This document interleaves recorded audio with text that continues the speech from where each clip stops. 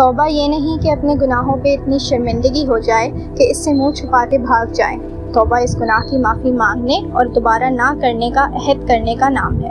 انسان دوبارہ وہی کام کرنے سے خود کو بچاتا ہے جس کو پہلی دفعہ کرنے پر نقصان اٹھانے کی وجہ سے اس کو یاد ہو۔ اگر آپ اپنے ماضی کو بھلانے کی کوشش کریں گے تو آپ کو کیسے یاد رہیں گی وہ غلطیاں جو آپ نے کی تھیں؟ توبہ اور اصلاح اپنے گناہ کی وجہ ڈھونڈنے کا نام ہے۔ میں نے وہ کیا تو کیوں کیا؟ میں نے دھوکہ کھایا تو کیوں کھایا؟ میں غلط شخص کی محبت میں پڑا تو اس کی کون سی ایسی بات تھی جو مجھے اس کے پھندے میں پھانس دی گئی تھی؟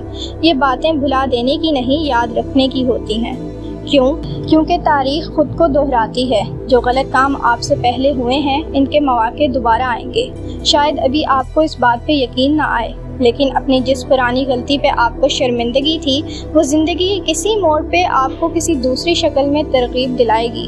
جس شخص نے آپ کو دھوکہ دیا تھا ویسا ہی شخص بعد میں بھی آپ کو ملے گا، کئی ماہ، کئی سال، کئی دہائیوں بعد صحیح، لیکن ملے گا۔ اگر یہ یاد نہ رہے کہ اس کی کیا بات تھی تو اس نئے وار سے کیسے بچ پائیں گے؟